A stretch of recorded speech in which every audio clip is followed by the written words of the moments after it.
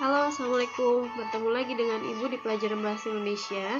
Pada kali ini, Ibu akan membahas tentang pretest yang kemarin ya. Nah, ini pretest yang sudah kalian kerjakan. Tapi ada juga sih yang beberapa belum, tidak apa-apa. Ada juga nilainya yang sudah bagus, dan ada juga yang nilainya masih kurang. Artinya kan namanya juga pretest, kita memang belum belajar.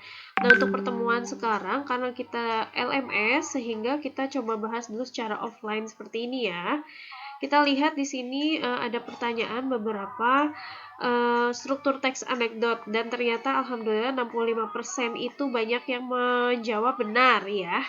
Jadi kalian sudah memahami walaupun belum Ibu terangkan. Kemudian selanjutnya ada aspek yang harus ada dalam struktur teks anekdot. Ya, karena teks anekdot ini adalah sebuah sebuah cerita. Jadi di sini aspek yang harus ada tentu saja ada aspek intrinsik dan ekstrinsik. Seperti itu, dan alhamdulillah 60% menjawab benar ya. Artinya kalian sudah paham. Kemudian kita ke pertanyaan yang selanjutnya, ada bagian yang menunjukkan situasi awal cerita. Nah, ini adalah orientasi. 70% menjawab benar, dan juga ada yang tidak menjawab ya, karena mungkin bingung belum belajar. Kemudian kita ke bagian yang menunjukkan konflik cerita atau terdapat hal menarik atau kontradiktif. Sebentar, kita ke sini ya.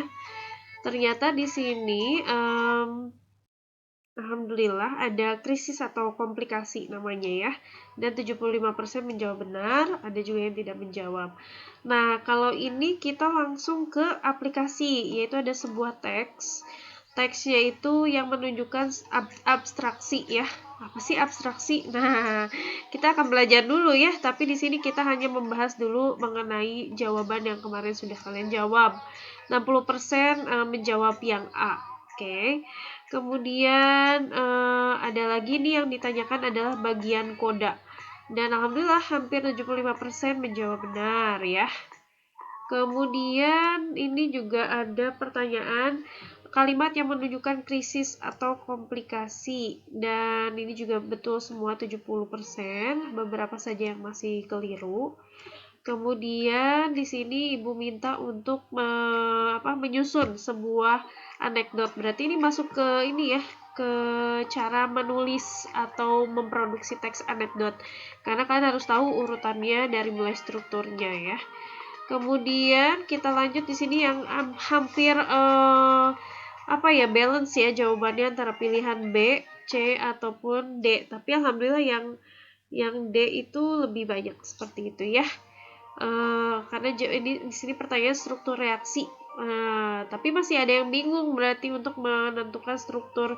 Sama seperti teks-teks yang sebelumnya kita bahas juga dari kalian tuh ada yang masih bingung gitu menentukan struktur mengenai teks. Nanti kita latihan lagi ya. Kemudian kita ke nomor 10, 55% menjawab benar. Tapi ada 25% juga. Ini pasti tentang ya, struktur lagi ya, reaksi yang menjadi koda. Nah, nanti kita akan bahas pokoknya materinya. Kemudian kalimat manakah yang menunjukkan orientasi? Orientasi insya Allah udah pada tahu karena kalimat awal ya yang mengawali dari teks anekdot. Kemudian ada ciri-ciri teks anekdot. Nah, jadi teks anekdot itu jangan sampai menyinggung perasaan orang lain. Kalau di dalamnya kritik, unsur lucu, menarik boleh, ada pesannya, baik tersirat ataupun yang pesan moral seperti itu. Kemudian kaidah teks anekdot ini, teman-teman, mohon maaf di sini karena buku sumber yang sebelumnya itu berbeda dengan yang sekarang. Nanti ada sedikit perbedaan untuk kebahasaannya. Tapi di sini 55% menjawab benar ya. Oke, kita akan belajar nanti. Kemudian unsur-unsur intrinsik tentu saja tokoh, tema, latar, alur, amanat ya. Kemudian hal yang membedakan kedua teks tersebut. Nah, di sini ada dua teks ya. Ternyata jawabannya yang B. Jadi teks 2 membuat pembaca kesal atau jengkel ya. Kemudian 16, berikut ini adalah alasan teks di atas bukan termasuk teks anekdot, kecuali, ingat kecuali. Nah, kalau lucu iya, kalau memiliki pesan moral iya, kalau konjungsi sebab akibat ini kita jadi belajar tentang teks-teks sebelumnya, seperti itu, bukan teks ini ya. Kemudian alasan teks di atas termasuk anekdot kecuali. Nah, ini walaupun di dalam teks anekdot itu ada kritik, tapi kita lihat dulu di teks yang dimaksud itu apakah ada kritik atau tidak gitu. Ternyata kecualinya adalah kritik, kemungkinan tidak ada kritik di situ ya. Kemudian unsur latar, nah ini juga akan ditanyakan dalam sebuah teks anekdot, karena unsur latar itu penting di dalam sebuah cerita. Kemudian lanjut lagi ke krisis. Nah, krisis yang terdapat pada ini juga alhamdulillah banyak yang benar, hanya beberapa saja yang masih salah. Kemudian di sini kalau ditanya teks, berarti kalian harus bisa menjawab yang termasuk teks anekdot, tentu saja yang E ya. Karena kalau yang A itu eksposisi atau LHO ya. Jadi ingat cerita teks anekdot itu. Kemudian penulisan kata yang salah. Nah, kita masuk ke EYD teman-teman. Untuk EYD ini yang paling betul ini salah ya, harusnya kongres gitu ya. Jadi harusnya kongres, bukan kongres. Kemudian singkatan yang paling betul adalah RAPBS karena MPD itu harusnya M titik P kapital D kecil titik.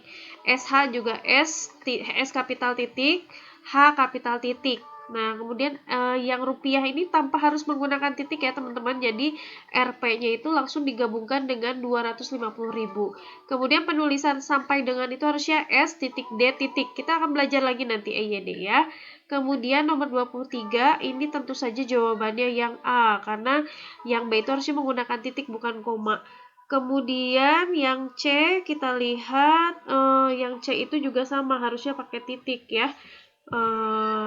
Halamannya juga keliru, harusnya kalau mau disingkat mungkin HAL titik seperti itu, bukan HLMN. Kemudian yang D juga jangan menggunakan koma, harusnya titik. Dan yang E untuk mengakhiri kalimat itu bukan koma ya teman-teman, jadi harus titik.